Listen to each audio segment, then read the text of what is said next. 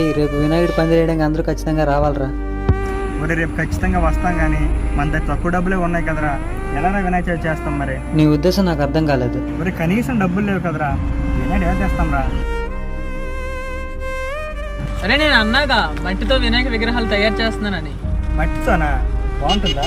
ప్రతిదీ నెగిటివ్ గా చూడకు మామ, ఒకసారి వచ్చి చూడు బాగుందో లేదో.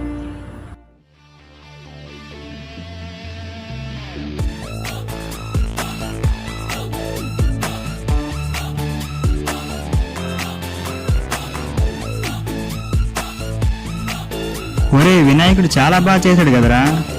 అవును బావా, చాలా బాగున్నాయి. ఈ వినాయకుడు తీసుకెళ్దాం రా మనం. సరే, ఇవే తీసుకెళ్దాం.